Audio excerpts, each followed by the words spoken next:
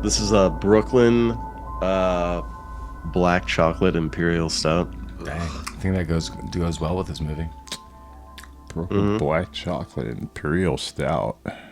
Yeah. Damn. The only other thing that can kill a werewolf. Yeah, most definitely. Put some trick in your treat. I think that brings us right back, Jeremy. I think your beverage choice brings us back to, hi, welcome back to Rabbit Troop Sucks. We are a podcast about obscure, forgotten about, and often overlooked films. As always, I am your host, Paul. Next to me is my co-host, Mike. Oh, hey. Paladin Mike, that is. We got Lamar here. Hello. We got Jeremy here. Tally ho. We got Collin here. Hey. And we got Werewolf in here. I thought you were going to make a noise with your phone. That was weak. Well, we're coming back at you with, it's kind of sad, wrapping up October month, but don't worry, we still got some tricks up our sleeves with one more special Halloween episode. But today, we edge even closer to ending October month, which always makes me sad. But fun movie, Silver Bullet, 1985. Some people are going to say Stephen King's Silver Bullet. I am probably not going to be one of those people, so just get ready for that. I don't know why it's listed that way in some areas. Some areas it's Stephen King's Silver Bullet. Some areries it's not. But he was really proud of this one. Yeah, he was. Or conflicts with another Silver Bullet movie, maybe. Mike's from Maine. He shares a little Stephen King locale. Yeah, I've driven by his house. Yeah, he was like, "Hey, Stephen King." Yeah. In a small town, brutal killings start to plague the close-knit community. Marty Coleslaw, a paraplegic boy, is convinced the murders are the doings of a werewolf.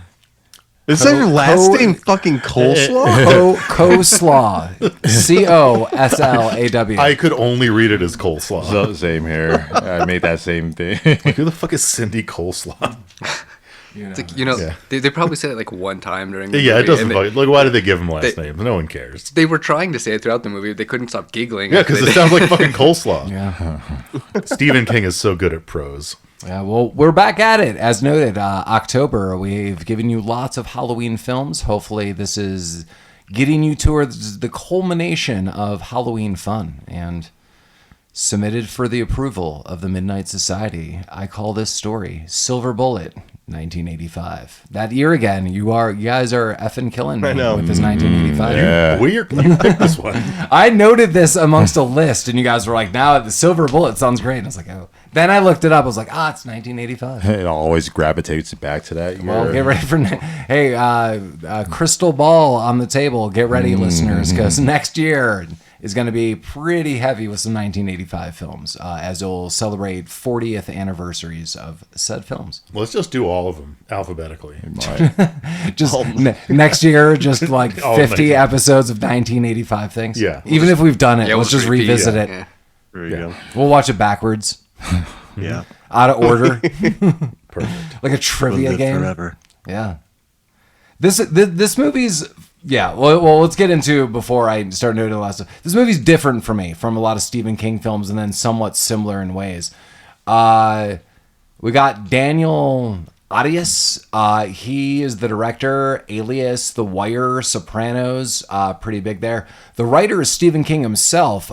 This comes from his short story or novella from Cycle of the Werewolf. He also wrote the screenplay for this. Maybe that's why I feel it's a little different than comparable Stephen King films, just over the years that, I don't know, maybe he had a little more control over this. This movie I'll tell you what else is weird. This director, this is his only film.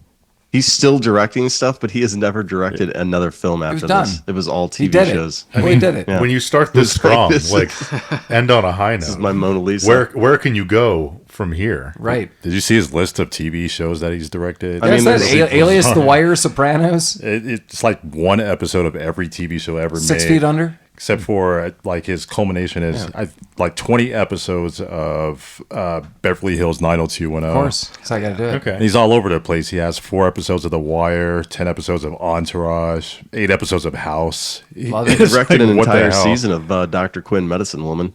Jesus. That's how you do it. That sounds right. Crikey. Yeah. We have Gary Busey, who I noted throughout this film, and that's why I didn't want to jump the gun. I was like, I want to talk about this. We'll talk about more, I guess, throughout the film. he is just such a different person in this movie. I think he is extremely well cast in this movie. Yeah. I think he is really one of the stars. Everett McGill plays the Reverend. Corey Haim, last time we saw him was Prayer of the Roller Boys. Welcome back, Corey Haim. Unfortunately, rest in peace, also Corey Haim, 2010. I think we probably noted that last time. Tons of films. Megan Follows plays his sister Jane, who I think is a strong role in all this. And then there's some other people we'll kind of note. But yeah, we're back. We're back with some Silver Bullet. Mike said he was going to bring some Coors and then didn't. And we were in Colorado, so all of that seemed fitting and somehow failed. I'm sorry. I've What let are you us all drinking down. instead of Coors? I actually haven't been drinking alcohol recently. Sorry, viewers, listeners. Well, So, just you guys need to write in. That's fine, Mike. A lot of times I say users. you use they're using us like a drug, injecting us right between their fucking toes. Oh, that's nice of them. Yeah. Well, you don't want to Yeah. get caught at work with this. Yeah. So Jeremy, I know has seen this movie. Lamar, I know for a fact has seen this movie because I've seen it with him. I also one of our former guests, Lucor. I remember Lucor wasn't feeling well once, and I brought this movie over and we watched it together, and he liked it. Lucor and I used to be neighbors, and I remember he was like, "Oh, I really like that movie," and we watched it like another time in our lives together. So, yeah, I kind of have fond memories of this movie. I grew up watching this movie. I've seen it like a ton of times.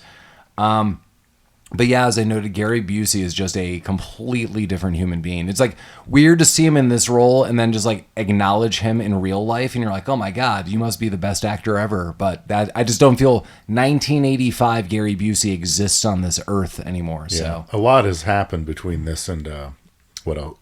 Ginger Dead Man. oh yeah, that's the last time we saw Gary Busey, Ginger Dead Man. I mean, he plays a thoughtful, handy, drunk uncle. You know, Yeah. Yeah. perfect role for him. Yeah, well, this movie's starting out on the tracks, friend. Mm-hmm. Got some guy in the tracks Yes. digging up some dirt. Looking for the stuff. It might That's be. cocaine. He dropped his. Well, based on how drunk this guy seems, that would not surprise me. Yeah, well, this guy is immediately decapitated. He's like, I'm going to go dig up some dirt and get it off the track. And you just see a werewolf jump out and... Slaps his head right off. Yeah.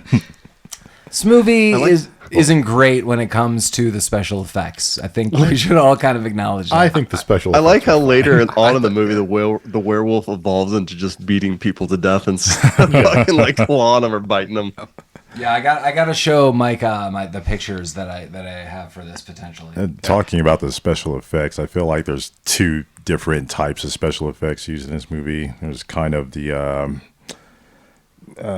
blending of costume into, I don't know, the atmosphere, and then there's kind of the computer effects, which are really bad. I think the costumes were okay, I guess. Yeah, I thought If a lot shot of the from effects were really cool. It was the direction that was terrible. That's very true. Yeah, it's just really how it's shown to us. I guess Collin, I agree. I'm trying to unpack it. It's nothing is terrible, but the framing and kind of how it's delivered to the audience makes some of this way more campier than it should maybe be. No, that's 100% correct. But hear me out. I think that's why I like this film. I'm really trying to process this and process this if I saw this for the first time today, like two of you have. I think the campiness keeps it alive. That if this movie was way more serious or shot more serious, I think it would be kind of considered more of a failure. I just don't think it would hold up. I agree, but it's weird because the violent sequences are kind of funny, but nothing else is. The first scene when that guy gets his head slapped off, you see a werewolf arm doing the Captain Kirk alien punch. Yeah. And then it looks like someone threw a paper mache head across the screen. There's another scene later where a werewolf has a broken baseball bat and is beating, I assume, an already dead body further to death. Yeah. And you Well, you see wanna the make sure. shadows of kaplunk, kaplunk. It is hammering that baseball bat into a human. Yeah, that was weird. Yeah. Yeah, it's like the the director like knew what they kind of wanted to do, but then they didn't know how to do it, so they kind of just winged it and just went with it. Well, it's like they didn't have the budget to make it look good, so like, we have to film this weird so it looks better, and then it just didn't. Yeah. It didn't. And when I was young, they had a $7 million budget. Yeah, when I was younger and I saw this, I didn't think anything of it. So as I'm watching more, many years later, and I've seen, thousands of films since, it's kind of hard to not overlook some of this. The one thing that I knew going into this film, because I saw this movie, I think Lamar, didn't we watch this last year, if not like 2 years ago? I'm guessing yes. I mean, I know Lamar and I have seen it before that, but I think we've seen it more recently. Trying to think of when that was, because I have vague memories of this movie until we watched it again today. So I can't say that it's rememberable because I clearly don't remember a large portion of it. Okay, sure. But I do remember watching bits and pieces of this with you. Well, the one thing I knew going into this that I do not like in this film, because they just have this as a huge afterthought, it is Jane's older years narration of this film. Yeah, this is so fucking stupid. Yeah, I knew Mike was going to like that. I was like, man, Mike's going to like this voiceover. So the movie starts off, she's like, oh, like you hear, so there's two siblings, there's Jane and there's Marty, and Marty is 11 and Jane is 15. And she's highlighting that, like, I was 15 and, Marty was 11. And, there was murders in the town 1 month before into the summer break. But as, summer let up, the murders happened again. And I'm like, okay, I honestly don't mind a narration. We do not hear that narration until 50 more minutes into It is the film. jarring when she speaks again. You're like, who the fuck is that? Yeah, you're like, oh my God. No, I'm not even exaggerating. Unless I forgot something or overlooked something, I'm pretty sure the next time we hear Jane is 50 minutes into this hour and a half film. Yeah. Oh my God. You should have just stopped that. That was nonsensical. But that's clearly nitpicking. And I say nitpicking, I'm looking at a 1985 film. There's gonna be a lot of things we could look into, but that was just weird. No, it's weird. I mean, we all know that I don't like voiceovers in general. Stephen King voiceovers are always the fucking worst for some reason. Is there an ideal voiceover that you have? Is there a movie where you're like, A Christmas Story? I could roll with that. That's usually considered, people that was fun. Yeah, I mean, if the overall vibe of the movie is one of the characters retelling a story, that's a little bit different. I don't know. All the kid voiceovers from Stephen King stuff just kind of suck. Well, I mean, this movie starts off exactly what you're saying. It is a kid reflecting on a story. Right, but that is dropped immediately. Yeah. So it's like, what the hell? And then when she comes back, she's got 3 more. There's one at the end. There's really another surprise one. And you're like, what the hell? Yeah, it's super weird. There should have not been a narration. I was just going to ask if you wanted more narration, more consistent, or just none at all. Would it help? None at all. For me, for this movie, I don't think it needed it. So I'm going to agree with Mike that I think none at all. If they did have it, it should have been more. 50 minutes. Yeah, that would have been is a leap. That would have been worse. I would agree with you guys, but I did appreciate this opening one because I think it set up everything kind of nice. Well, that's why I didn't really flinch when it came up. She's talking, I'm like, oh, all right, it's a 1985 film. But I agree with Mike. Then 15 minutes later, who's this? There's a ghost in the room. What? Yeah. There's a werewolf movie. I don't know. If they had just been a little bit more clever with the writing, a 20-second conversation between two people in a fucking barber shop. Absolutely. And they could have told you the backstory that this narrator covered in a way better way. But that's just... There you go. The end of the movie could have just been Jane, and that would have been just the one narration. She's like, now I hunt those lichen sons of bitches every day. And she's sharpening a knife. If that was the ending of this movie, I'd be way more in. Yeah, that would have been good. No, but this Turns into an action film. Train Track Willie. Super decapitated. This guy is not going to get up from that. He is not. I love how the next morning when the cop's there, he's like, this definitely seems like an accident. Yeah, so that's one of the... a head fucking lying there. So the first note is the first killing is, or that we're aware of, is this guy is dead on the train tracks. So they're like, he's the town drunk. yeah, he's the town drunk. Like, that's why he's in charge of the railway. Yeah. like, it was just ruled out that he fell or slipped and the train just decapitated him, and everyone's like, whoops. But they didn't really have evidence for that. But that's crazy. Seems likely. Yeah, everything's gonna be a-okay. It's a good job for a drunk. The thing's on tracks. There's not really you anywhere you can't, can go. That little car they gave him doesn't seem very fast.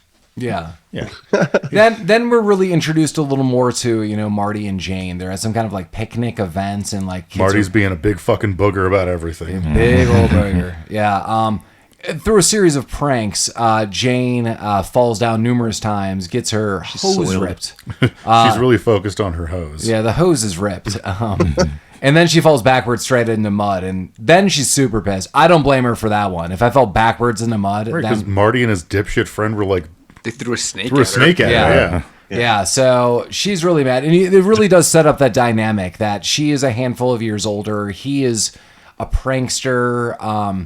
I don't know, but you could tell that he cares about his sister, and he's willing to sort of prank her, but he doesn't like when things go too far. And when she does And he's fall... a paraplegic, too. Yeah.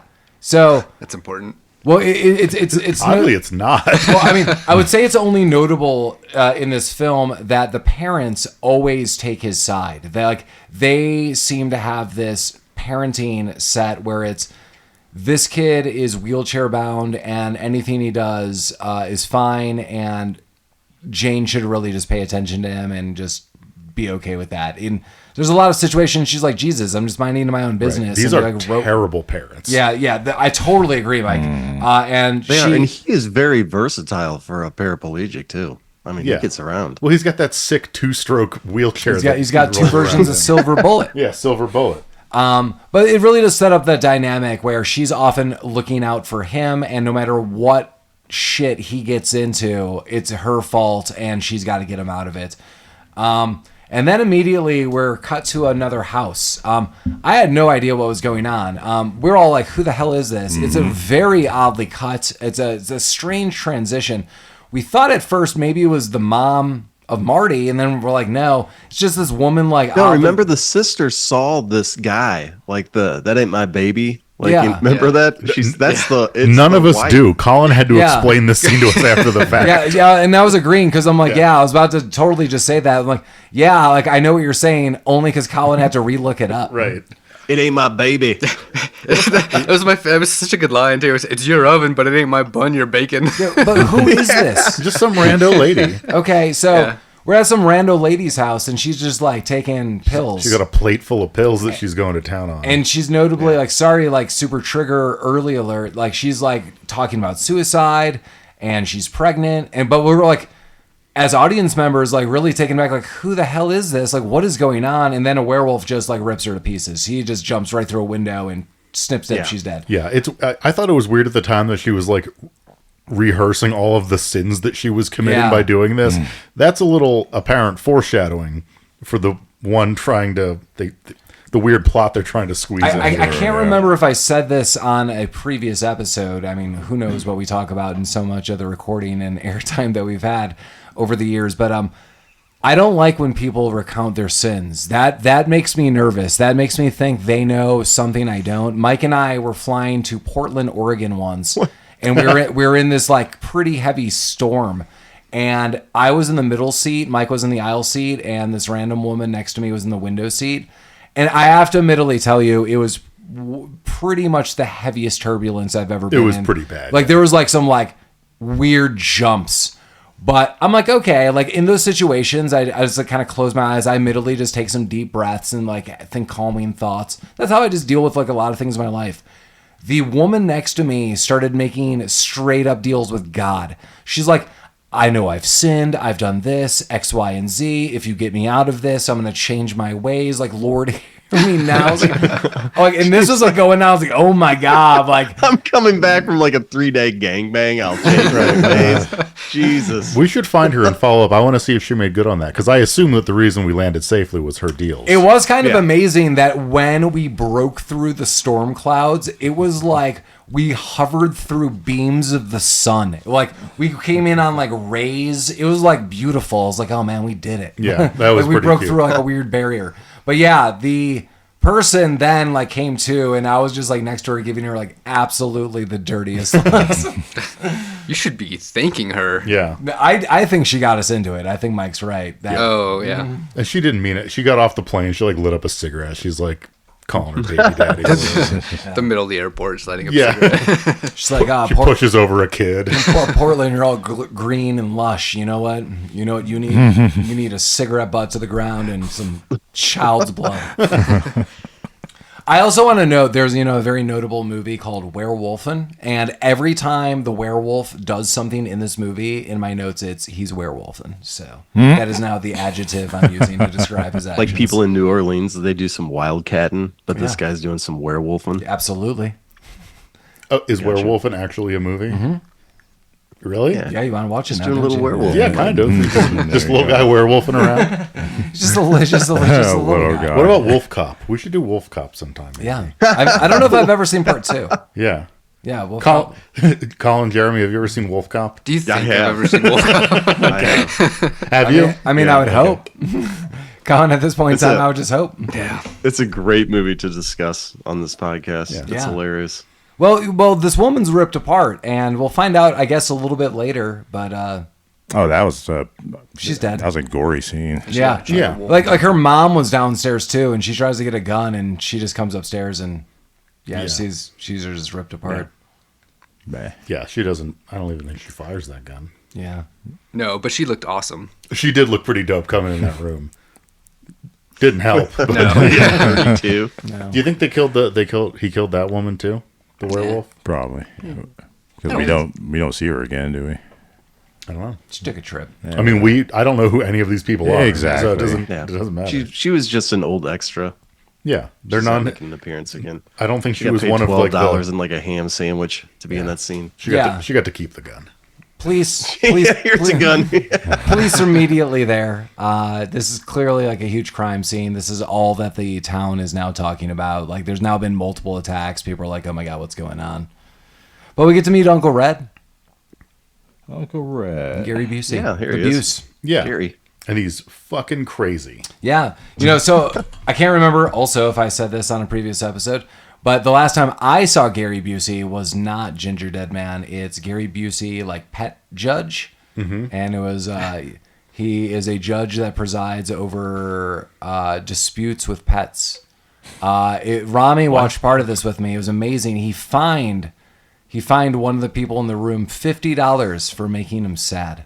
He's like, what you just said to me that made me sad, and then banged the gavel and. This is like fined a him $50. reality TV show. Oh yes, oh yeah, Reality is maybe a little generous. Yeah. But it is a show. yeah. That's all very accurate. That is a thing that's happening. Jane warned Marty about Uncle Red. I'm just gonna break the bond. Like, this is all thrown out.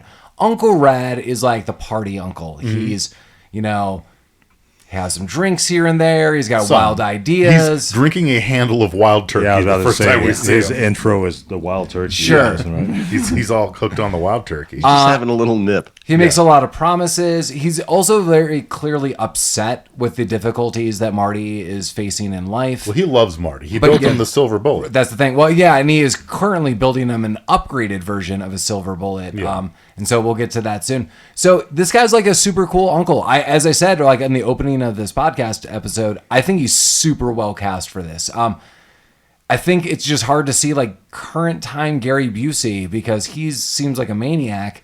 And this guy just seems like a, I don't know, like fun-loving, high on life kind of guy. And he's like just got a divorce. Now he's like seeing this woman on the side. Like, I have no idea what is going on, but he's clearly a huge influence when it comes to Marty. Even when Marty is later like going home with his girl, he's like talking about like, oh, my uncle's like building me a new silver bullet, and he's the coolest guy, and he knows about mechanics. Yeah, we never saw Marty's girlfriend ever again. They say she left.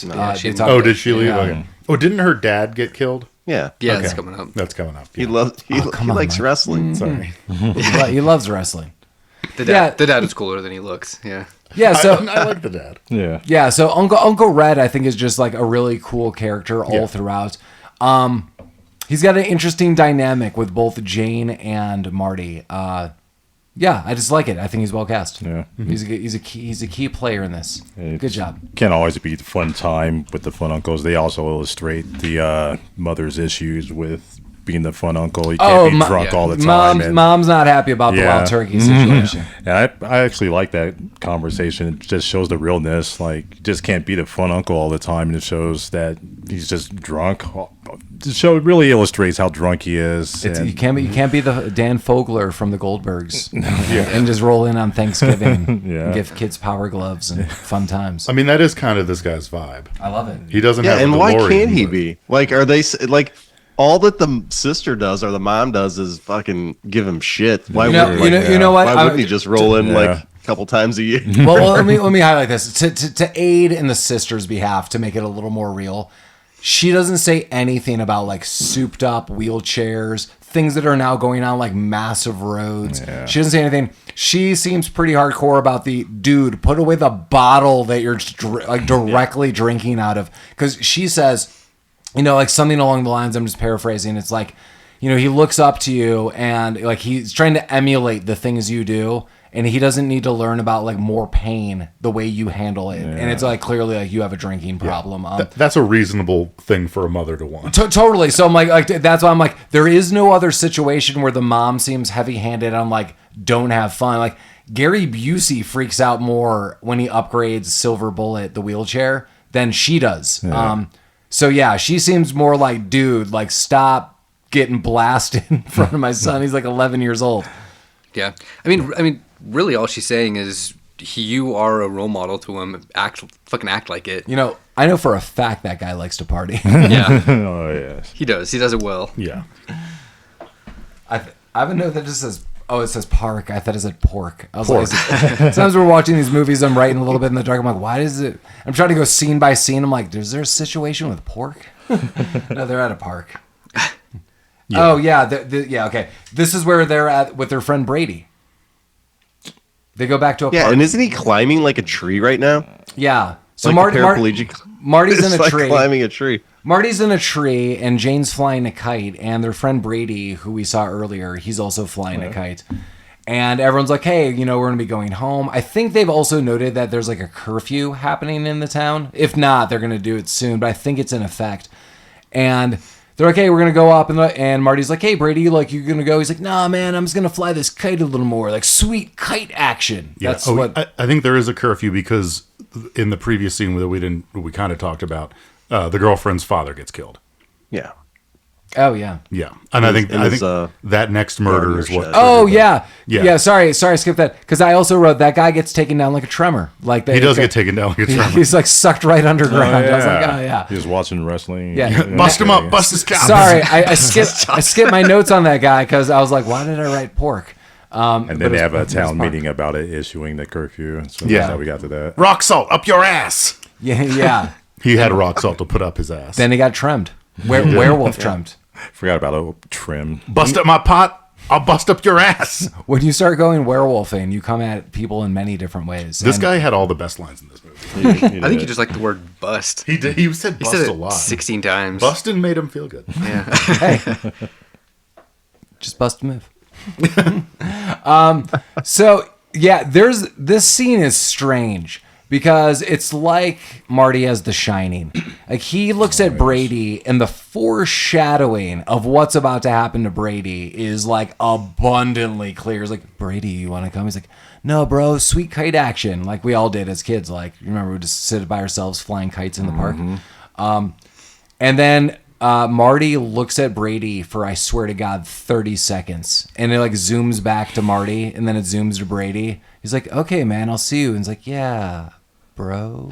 And then that kid's dead. And that, like, we don't see that, which I am thankful for. Yeah, but we just see his bloody fucking kite. Well, yeah. Well, we'll see that in a second, because the real heartbreaking scene is the father goes to the local bar, and there's this guy, like, who's been rabble-rousing. And the mutton chop guy. Yeah, Andy.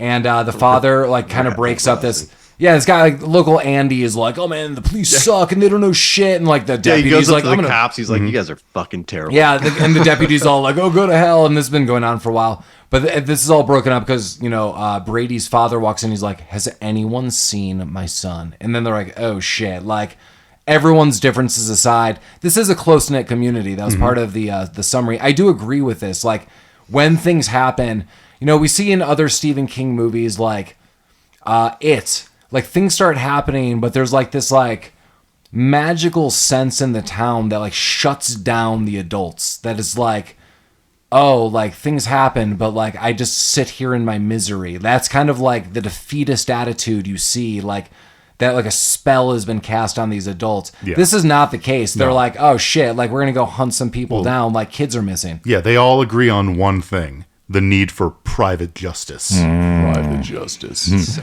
private justice. They really believe in themselves. Mike, is that your OnlyFans name? Private justice. Yeah. Private justice sounds like a Kevin Grisham novel. Yeah, well, he's private. Yeah, like private justice sounds like arbitration on the side. Yeah, he's got only one weakness: you getting into his business. Private justice. Well, the father has been looking for his son Brady. They do go to a park, and this is why I noted it, because they're back at the park. This is just hard to kind of watch. I mean, it's just like a dad freaking the hell out. I don't blame him. Like, what are you supposed to do? Like, cool. Like, no one knows where his son is, and the dad's the one to essentially find him, and he is just like torn up. This is what I also want to note about the werewolf. Like, it's kind of strange, and they kind of note the like motives of the werewolf later in the movie. They note the motive for one of the victims, and only one of the victims. Well, it sort of. Yes, I agree with you. It seems like it's over. Yeah, so I agree. So sorry, that's why I'm like stammering on this.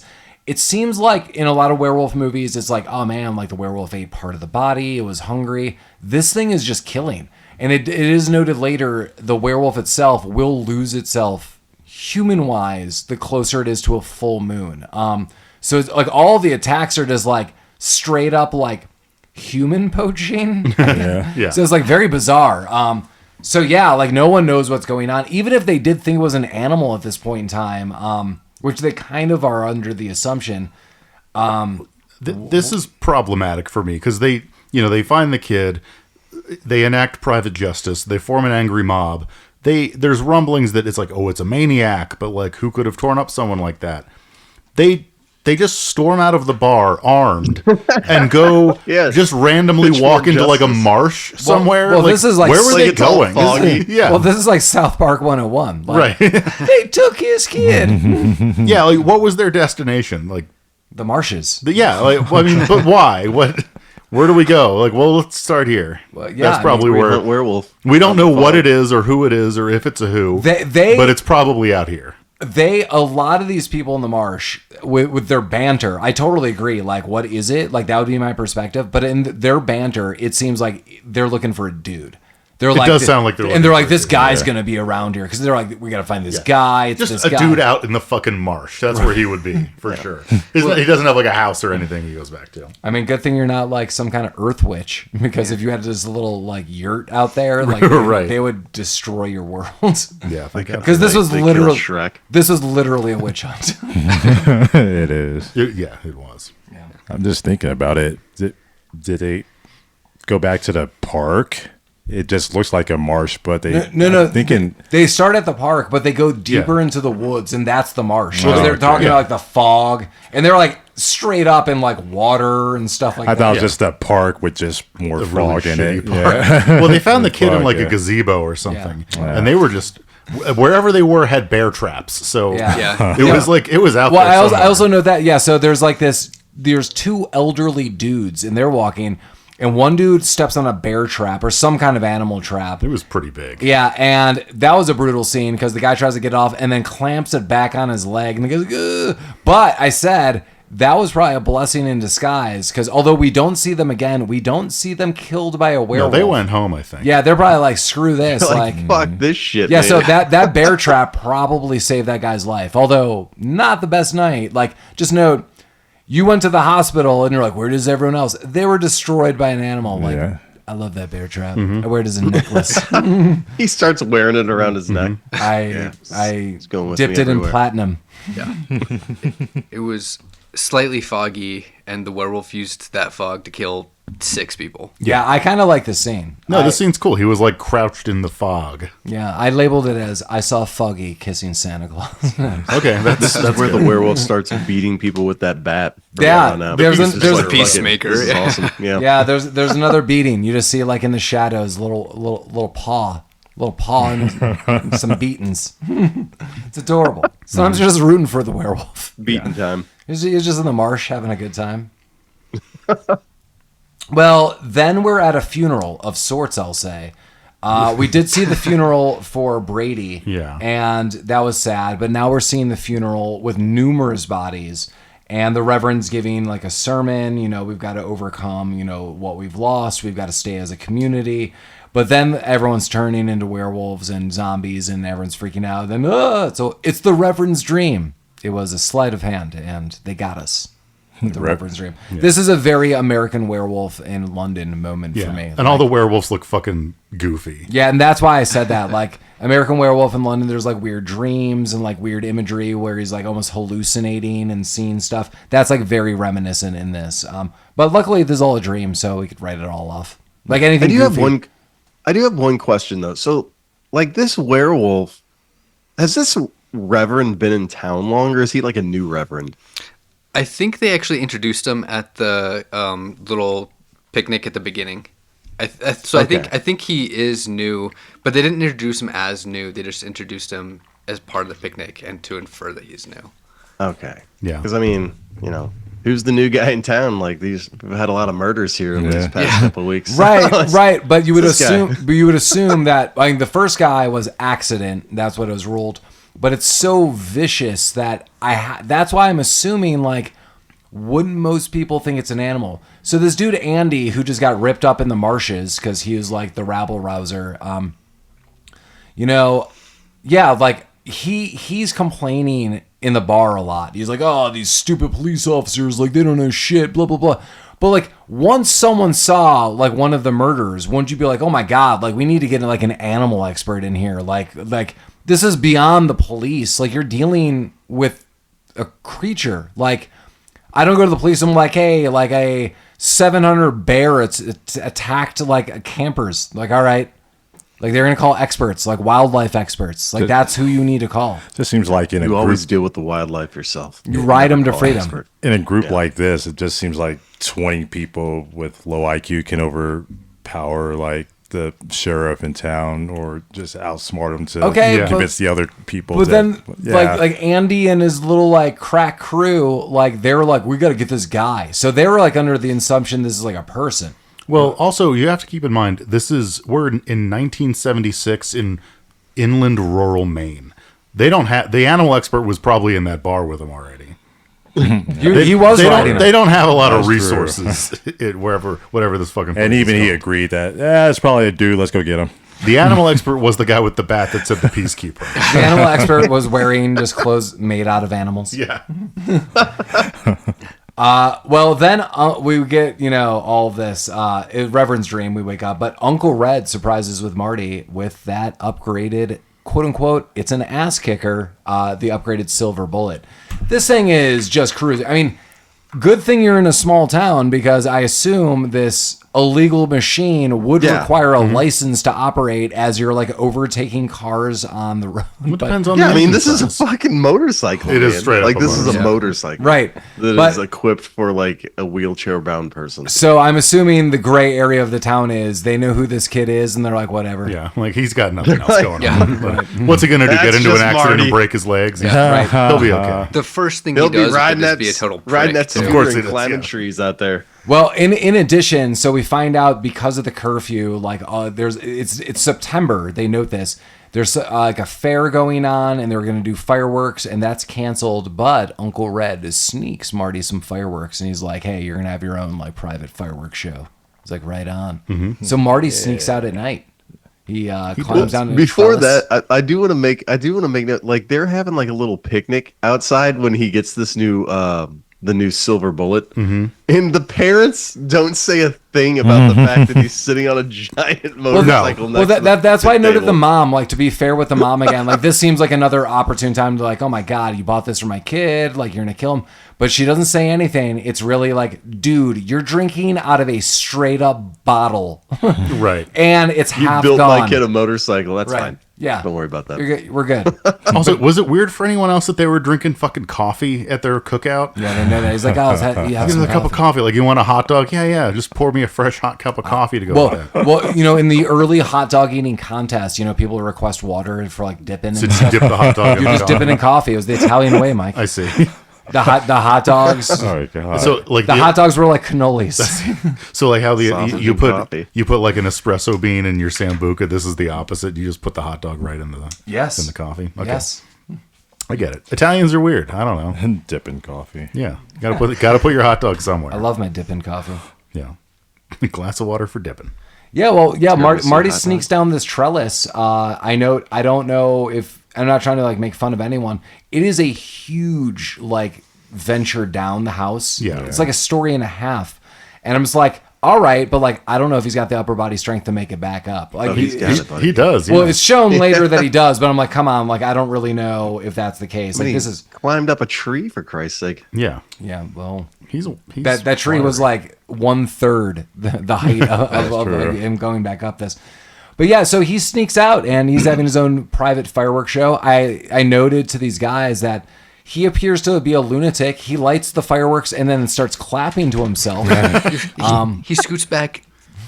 I also like how he foot. backs away like 1 foot. He like runs and backs away like 1 foot. Well, he's kind of an idiot. Yeah. I also don't clap to myself about normal things. Right. I mean, we don't ever find out how he ended up in the wheelchair, but we can infer that it was from doing something incredibly stupid. Yeah. Well, he's shooting all Marty these deserves it. he's shooting all these fireworks off. He's having a good time. And he's really down to a couple more. He Uncle Red said, save the last one for last. It's like a really cool rocket.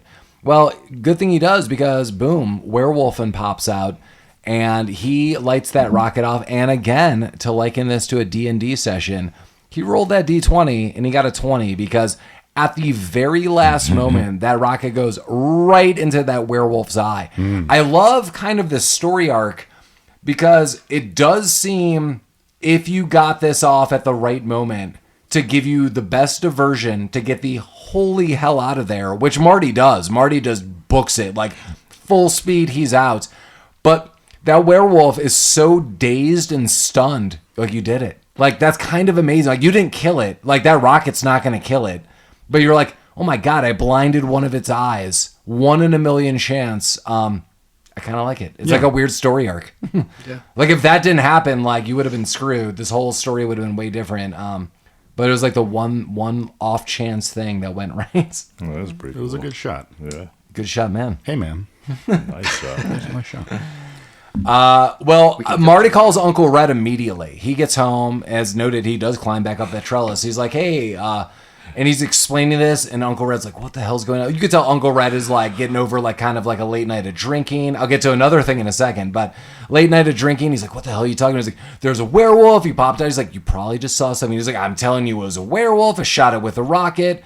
And then the camera pans a little over, and this rando woman in bed is like, who's that, lover? And he's like, that was just like a crank caller. Like, I don't know. And then we cut scene. And then we're in the morning, and Marty is telling Jane. And She buys it. She's kind of into it. this is like really the moment I like this film, like extra. Because he is explaining, like, this happened, and she's like, you're crazy. And he really is just like, I'm going to tell you one last time, step by step. And she kind of notes, like, he doesn't lie to me. Like, he doesn't lie like this. And I could read my brother, and She's his sister. I mean, she sees him every day. Like, Right. she's probably more in tune with his mannerisms. Right. And I totally love that she buys it. Like, and he's not lying. Like, we, the audience members, know that she's not lying. But yeah, there's like something kind of special about this where she's like, almost like, I don't know if he fully knows what he's saying, but something is really not right here. And I love the plan too. The plan is this. So someone's been shot in the eye. She doesn't really know if it's a werewolf. I don't know what's going on. That's kind of the view we got. So she goes door to door in this town, which is small, collecting bottles and cans, doing it for the church because she's going to raise some funds. And this is like a program that actually exists. The town is scared because you could see when Jane's going door to door, people are hesitant, like, who the hell's at the door? It's like, oh, it's Jane. Everyone knows Jane. Oh, she's just collecting for the church. And she's really going, checking out everyone's eyes. These scenes are hilarious. Collin snickered a lot. The way everyone looks at her is like, everyone's giving this girl the zoinks? stink eye. Yeah. I think throughout the movie, they were trying to set the tone for the audience or the town that they're getting more nervous and nervous by the day because more bodies are showing up. There's people like running home, not to be outside at night and just looking at each other, giving them the weird eye. But now everyone's silent and giving her just a stare, like a death stare as she's looking at him. It was just fucking weird. Yeah. It was the way it was still filmed say too. in real life, like the FBI would be in this town, like there would be fucking blockades. I mean, there's a lot of people that have died already. So Right, a very like- short period of time. Like Town Drunk, which I'm like, man, that's really shitty that like that guy got labeled like that at first, and then they're like, oh, that's just how he died. Other people have died. I agree with Jeremy, especially when you get to a kid's death. Like, I think everything would stop immediately and be like, okay, like now we're now we're in 4 people, and the last one was like a child. So yeah, like that would stop immediately. But Yeah, people got to rabble rouse. Hey, life goes on. Halloween's coming up. You got to get those kids out there. Yeah, well, Jane, I think this plan is great, but then she's fed up. She's basically visited everyone in town. She's even made this awkward. She showed up at like the barber shop, and like some guy got a shave and had like a towel over his face. She even takes that off. It's like, oh, hey, buddy. And so she goes back to the church, and she's like, oh my God, Marty's a piece of shit. Like, maybe I've been duped in all of this. And the Reverend is there, and he's like, hello, Jane. But Jane doesn't see the Reverend in the angle we do. We see that the Reverend's got a bandage over one of his eyes, his left eye.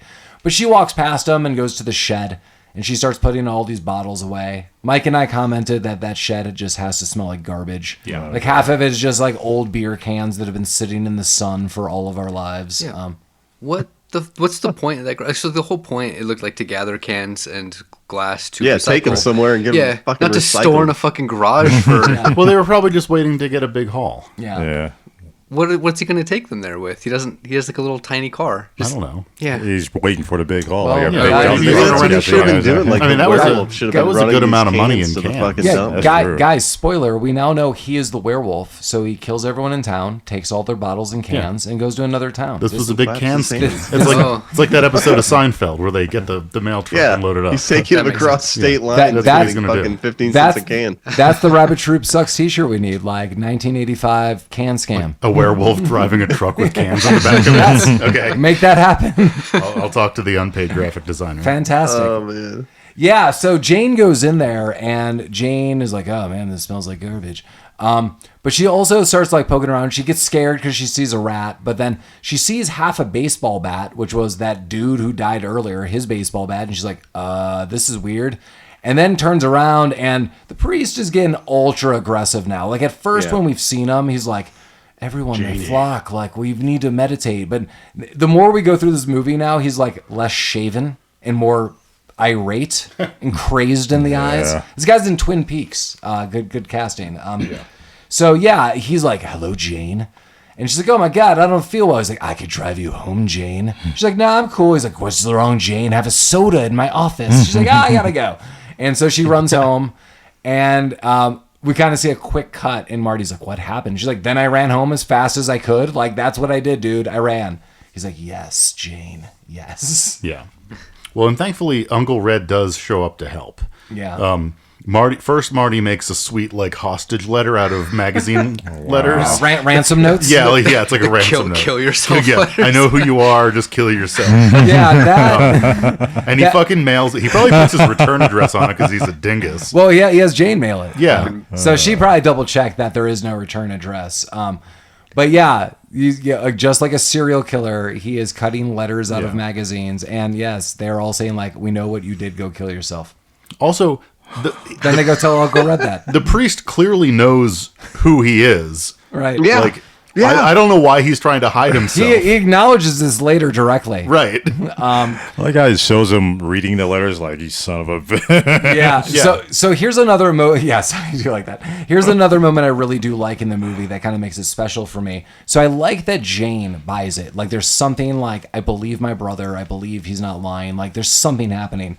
So now they tell Uncle Red, and Uncle Red's like, "Are you shitting me? Like you're sending ransom notes? Oh my god! Like you're sending this to like a reverend in town? Like oh my god!" So he doesn't believe it, and they go stake out like the reverend, and he's like just like doing sign work. He's like, "That guy, that's the guy." They're like, "Yes," and he's like, "Oh my god! Like you're insane." And I knew there was something crazy with Marty to begin with, but like this is ridiculous. But this movie again becomes a little more special that Jane talks him into it. She's like, I thought the same, but like, look at him. Like, he doesn't lie like this. Like, he's never said anything in the history of anything that would remotely be like this. He's with us. You know it to be true. And Uncle Red's like, all right. Like, okay, well, we'll figure out whatever the hell's going on. And he goes immediately to the police and he explains this, which is like kind of dope. Like, he knows the sheriff of the town. And I love the sheriff, John Locke from Lost. He's like, do you buy any of this? And Gary Busey goes, I don't know, but we should at least check out the reverend. And I love that the sheriff's like, oh, we can make that happen. Like No one likes that guy. yeah, like I like that there's a bond right there. Like, okay, so you don't really think it's a werewolf? He's like, dude, I don't know what the hell these kids are telling me, but something weird is going on with the reverend. And I love that the sheriff's like, all right. Like, let's make this happen. It seems like all super logical because in so many of these horror movies, it's like dum-dums doing dumb things. Of course, no one's going to believe it's a werewolf. So the sheriff goes to check out all this stuff at night. We'll get there in a second. I always believe it's a werewolf, no matter what. Because there is another scene that happens, but the sheriff does go and check this out at night. There's now going to be a scene with Marty driving on by. Yeah, Marty's on his the Silver Bullet 2.0.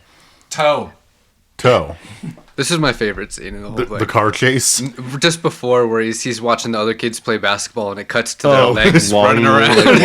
Aw, sad times. Yeah. Yeah, he's like, I'm just going to go home, you guys. Yeah, Marty's just hanging out at the park watching his friends play baseball. Run around with their legs. Those boy legs that he doesn't have. One of the kids asked him, hey, Marty, you want to do this? He's like, restaurant or nah, I'm something? just going to leave. You want to go to Denny's? And he's like, Denny's is for winners. And then unshaven Reverend is hot on the trail. Yeah, he's driving home on the SB. The Reverend just tries to fucking run him off the road in his car. He's fucking terrible at it, too. Yeah, he's not good at this. So I agree. He is terrible at this. But so you have to think like he's never done this. Like as a human, he's probably not killed people. And as a werewolf, he just lets himself go into the animalistic He doesn't know nature what that he's doing. Yeah, so he rams Marty in Silver Bullet 2.0.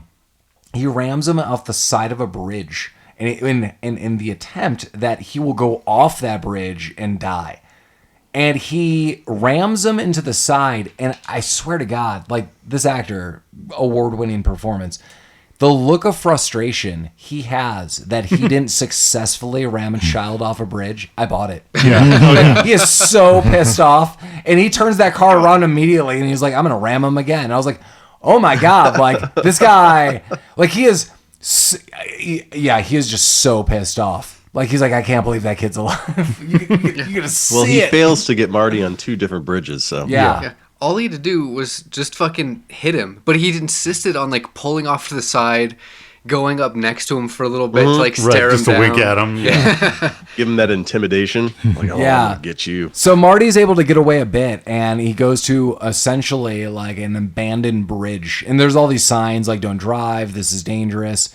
And he's running out of gas, and he does get into the bridge and runs out of gas and is stalled. Yeah, he runs into a bump. Yeah. Is his biggest weakness. There's like a 2x4 on the ground that flummoxes Like, fuck. his go-kart. Yeah. I kind of like that because he's kind of trapped in this little bridge. He is trapped. Yeah, he's bummed. And, Priest Wolfman is coming in to get him. And this is where, highlighting, he does reveal why he killed one person. Right. Okay. So I think this was really more rationalize this for me. More about why he can't kill himself. Because the first line is like, dude, you keep sending me these. Stop sending me these letters. I can't kill myself. It's a cardinal sin. Stop asking me to do that. Like, it's even so far that I saved this lady from doing it to herself by murdering her. I saved her soul. Yeah, the woman taking those pills earlier, she was going to commit suicide, so I had to kill her before she did that. Right, like the child that I killed directly after. Don't worry about any of those. That's just gray area. That's just a straight sin. He was flying a kite. No one likes that shit. A teenager flying a snake kite tosser is a sin. anyway. I don't know the rules of werewolfing, but there's going to be some casualties along the way. Yeah, you can't make an omelet without breaking a few. Yeah, that guy in the greenhouse that I killed, I don't know. No one liked that guy. So really the biggest problem was addressing the suicide letters to the priest and not to the werewolf. Yeah. That's where they fucked up. Right. Yeah. That's true. I imagine that werewolf sitting down with a little monocle, maybe a little cup of tea. Earl Grey. Young boy very much wants me to kill myself. No good. No, it wasn't. Yeah, well, he spills the beans. Like, he comes in with 8 o'clock shadow, and he's like, Marty, you know I can't kill myself, as Collin was saying. He's like, but I will kill you and this other woman, but, you've pissed me off, Marty. You're a meddling little shit. And then some farmer on a vehicle that no way in hell would hear anyone scream. No. He's on like a just all metal tractor, like a mini tractor. And Marty's like, oh, Mr. Whatever. And he stops. And then the Reverend sneaks back into the shadows, gets in his car and drives off. And then the guy in the tractor is like, oh, crazy place to get stuck. And he's like, yep. Yeah, sure is, buddy. Just scared in the spooky, dangerous hole? Yeah. And then pretty much the next scene is Marty telling Uncle Red that I need to get a silver bullet. Yeah. Which, that's a fun conversation. Mm-hmm. Yeah, but he's into it. He's like, here, take my medallion. Yeah, another thing. Yeah, another thing I like in this movie is, so he's like, take my necklace, like some like religious necklace. It's made out of silver. Melt this down, and you could see Uncle Red kind of like size it up, and then even Jane's like, take mine too. I believe in Marty. He's never lied. And he's like, you guys are crazy. And this is another scene I like. It's very odd. So Uncle Red goes to this like old man. like the mysterious gunsmith. Yeah. Who is this he's about to have the best day of his life. Yeah, this is like so what did he say? It was like I have some notes here. An old world craftsman noted as a wizard of weapons. Yeah, and this is where the narration kicks back in again for some reason. Yeah, we're like, oh wait, yeah, we're narrating again. Yeah. But like, I do like this guy. So like, and I've seen this because Mike and I watch like a lot of weird history shows. And then there's like old timey like weapon makers, and they're like, "Can you tell us about this? We found this," and like they give some like historical insight of like a culture that would have this, or a time frame that would have this, or all sorts of things. So I kind of like the people like that really do exist. So they go to basically one of these people. They're like, I want you to make like a very like obscure, almost mythical thing. Well, Red's like, yeah, my nephew just discovered the Lone Ranger. Yeah. Here's a necklace. Yeah. And he's like, silver bullet. Yeah. So the guy melts it down and then like certifies like this is like really good silver. And he makes this bullet and he highlights it. We see kind of like this cut scene. And he gives it to Uncle Red. He's like, this is one of the best things I've ever made. Like, I kind of like that illusion too. He's like, it's, it'll shoot well. It's, balanced well.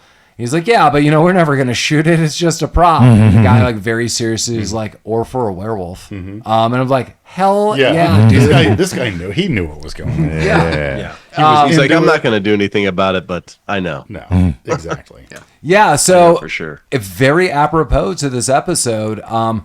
So they devise a plan that is kind of noted to us. Uncle Red, who is going through a divorce, says, he's like, oh, isn't it crazy that I entered a Publishers Clearinghouse sweepstakes contest and I won a dream vacation to New York for 2 This is all set up, clearly bought by Uncle Red. He gives it to his sister and his brother-in-law. So they go out and he agrees, hey, I'm going to stay with the kids. The apropos nature is it's Halloween. Really quick cut. We see nothing really to do with Halloween outside of a couple pumpkins. And we were like, the illusion it is Halloween. Because then it is like a hard cut. After the kids are like, did you really win this? He's like, no, but I want a subscription to Popular Mechanics. Yeah. I'm like, okay. So Halloween's pretty much done because now it's like 3 a.m. Right. You hear like the national anthem on the TV. Yeah, the static and everything.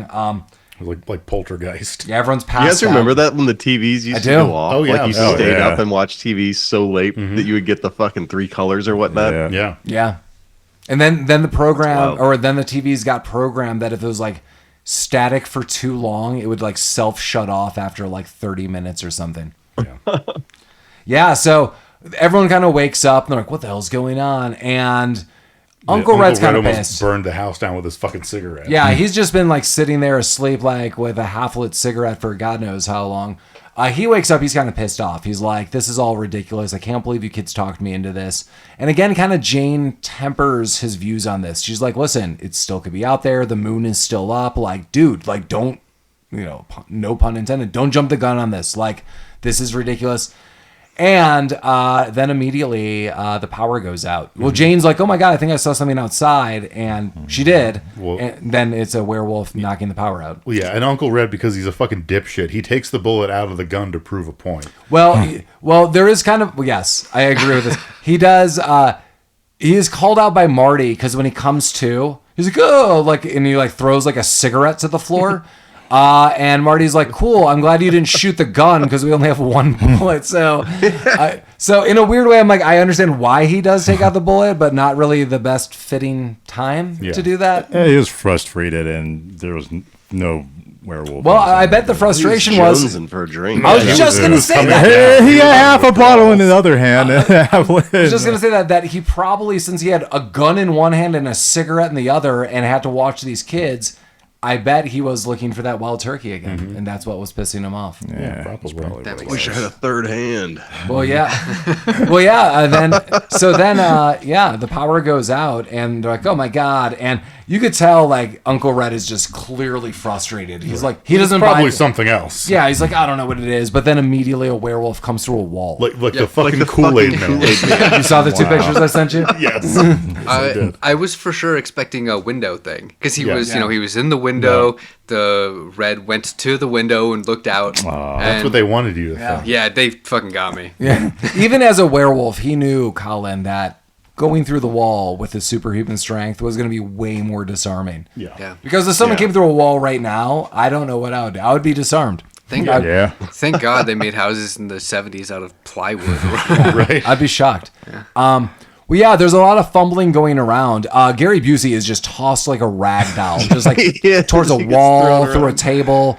The bullet goes sliding around, and Marty dives to go get it. It is about to fall down a vent, and he prevents that. It does. It does fall down a vent. Well, right at first. Like he prevents it, and then it goes down. He is fishing it out. Marty is eventually able to load the gun and shoot the werewolf right in the other eye. Yeah. Bummer. Good shot. Yeah. Hey, man. I like the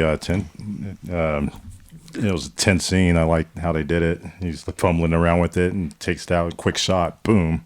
Yeah, I'm going to say this clearly in my, like, when we all review this, but I'm going to say this now.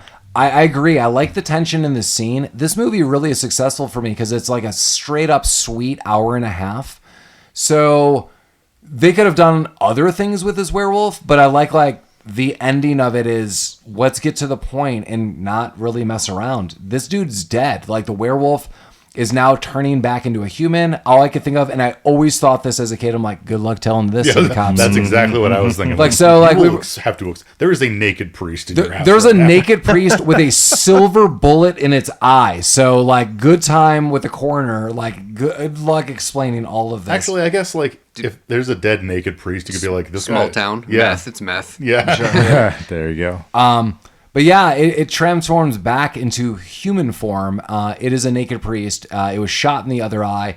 And then they're like, oh my God. And then there's a quick jump scare again that the Reverend comes like, but then dies. That's my first. And then they all basically hug and they're like, oh my God, like this dude's dead. And then one more last narration, and it was like, back then, like I was able to trust Marty. Good night. What? I like how Jane asks him after the werewolf dies, like, Marty, are you all right? And he's like, yeah, except for my legs. I can't walk. Fucking nailed it. You son of a bitch. Yeah, Marty, good times. And then the weirdest song plays. Colin said it wasn't even a real. Colin said it wasn't even a real song. Yeah, I bumped out the Shazam and it pulled up nothing. Yeah. I just wrote down. It should. I just wrote down 2 words because they were like highlighting, and it was like "free tonight," and I was like, "What? What the hell kind of song is this?" It was super 80s, super weird, but very not fitting for this at all. But yeah, before we go into our final reviews of 1985, Stephen King's Silver Bullet, or just Silver Bullet, as always, feel free to reach out to us at rabbittroopsuckspodcast@gmail.com.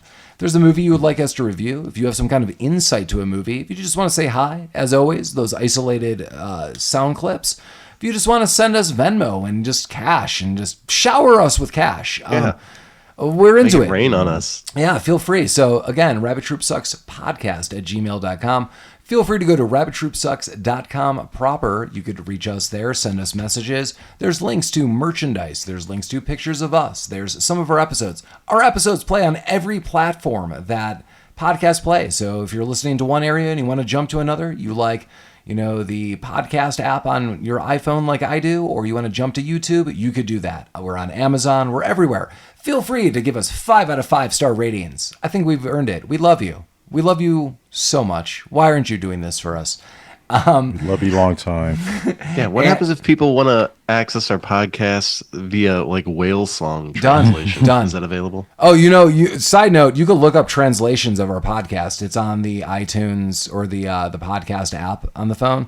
So I always like to see, like, when we post a new app, I see some of our banter in the beginning. And it is so, like, out of context, bizarre. Lastly, we are on social media. And, awesome. So many of you write to us, like, when we post pictures and various other stuff, or highlight, like, how much you loved some of these movies or grew up with these movies. Thank you. Like, thank you so much for just acknowledging it. I hope you also listen to some of our shows. Thanks for sharing with us. Like, totally. And coming up next month, we're going to get there where we're going to take some of those requests and make that a focus. But where's everyone at with 1985 Silver Bullet? Who wants to go first? I'll start. Collin. You haven't seen it, yeah. Yeah, I hadn't seen this before. I actually kind of liked it. It was definitely, a very mid-'80s kind of cheesy horror movie. I really liked a lot of the effects, especially at the end when the werewolf was dying, when they were kind of showing his like hair come back. Like, it was like a whole like 45 seconds of them just showing off like their effects chops, but I kind of liked it. I thought it was pretty neat. It's hokey, but it is a lot of fun, and there really isn't that much more to it than that. A lot of the scenes, the way that it's just directed is so bizarre. There's, in almost every scene in this movie, there's something that's just insane, and like it probably bears a second watch just to try to catch like how fucking nuts so every scene in this movie is. And yeah, that's all I got. What about you, Jeremy? So I've seen this movie, gosh, probably like a dozen times in my life, and I do like it. I love the fact that it is only an hour and a half. I love Gary Busey in this movie, and at the time, Corey Haim was a very popular actor. So, and me probably being around the same age as Corey Haim, probably when I first saw this movie, was kind of made me relate to it better. But yeah, it's not the greatest movie in the world, but I love it still. It's very nostalgic for me. I love Stephen King movies. I love Stephen King novels. I also think that this could be a movie that could be remade in a better fashion, and still like hold light to like its original kind of foundation. But if it was remade, would you want to modernize the date or keep it a period piece that was taken you could place easily modernize the date. We could easily do that. We could do it in 2015. Like instead of like fucking gas powered built wheelchairs. He's doing like electric wheelchairs and shit like that. I think the biggest note would have to be like, why aren't they using cell phones and just be like, it's not picking up in the wooded areas. Like we're not getting reception like when we go out it's there. a shitty town. Yeah. I mean, in Maine, they still don't have cell phones in a lot of places. So Like people don't own cell phones like because they just don't exist. yeah. Like, They communicate through spirit language. They're unaware of the technology. Right. They use like smoke signals and carrier pigeons and shit. Last time Mike was in Maine, he Pheromones. brought like everyone in the village like burner phones and was worshipped as a god. Yeah. They just have a crippled kid zipping around on them. Right. Exactly. Yeah. Lamar, what did you think of 1985 Silver Bullet? I like this movie a lot. It was really decent, and I wanted to make a point about something you said earlier, Paul, about the not being a lore to this werewolf and how it helped the movie. It just I like that part. Just have it go through. Just I don't need to know exactly where the werewolf came from or a lot of backstory with it. Yeah, there was only one comment, and it was, I think, a narration, and it was Jane being like, you know, Marty went through all these books and went to the library, and the only thing the lore noted is you got to kill this thing with silver, and like that was all we were given. Yeah. Like in this whole movie, like there Right. you know nothing. At one point, they're like, he might not even know why he's a werewolf. Like he just is. And there you go. Doesn't matter. It's a werewolf movie. You want it just that simple. Silver bullet, werewolves. Just have it like that.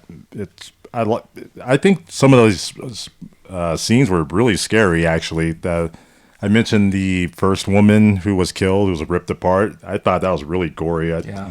That could be turn that up a little bit. That could be really scary for your Halloween watching. We talked about Gary Busey in this movie. I thought he was pretty good. Obviously, he kind of stole the show for this movie. Best character, just a happy drunk uncle helping out his little nephew. It's wacky but fun, and you don't see the bad parts of him being drunk. I think that's why we all love him so much. He could be behind a shed beating somebody. You don't see him beating that lady. He was, No, like even when the mom freaked out, it was like I got the impression it was like this dude's like staying over for the night and is just like crashing on your couch drinking wild turkey, and she's like, I don't like that, but it wasn't like super reckless outside of that.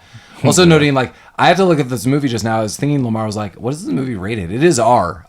Really? Yeah, but I was like, it's not over the top with gore. I feel there's so many illusions. Like you see blood on the wall, you see like blood areas, but like you don't really see people just like destroyed in this movie. Yeah. I mean, except for that first woman. Like that's pretty gnarly. Yeah. I never even thought about that before. I mean, a head flying across the screen was probably like this. That's But the way that was shot, it looked kind of corny. It's like, this isn't really gory. That's kind of puppetry. It's Corey. For Stephen King movies, this one's kind of low on the notable list, but I think it should be a little higher out there. Nice. It's That's really our good. MO for this podcast. Yeah, there we go. So hopefully, viewers, you enjoyed this movie and go out and get more Stephen King in you. Mike, you had also not seen this movie. What do you think about Stephen King's Silver Bullet 1985? Yeah, I agree with everybody. I like this movie. It was fun. Jeremy, I'm with you in that I like Stephen King movies for the most part. I like his storytelling. I don't really like his writing style. I have a hard time with his books. But I do love his storytelling.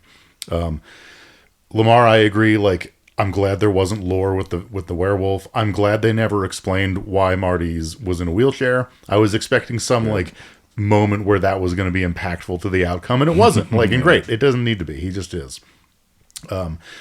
Collin, I agree. Like this kind of felt like a serious movie, but sometimes a comedy, but maybe a B movie at times. And they did all those things really well. All the characters were well written and well thought out. Like the plot was iffy at some points, but like not in a way that mattered.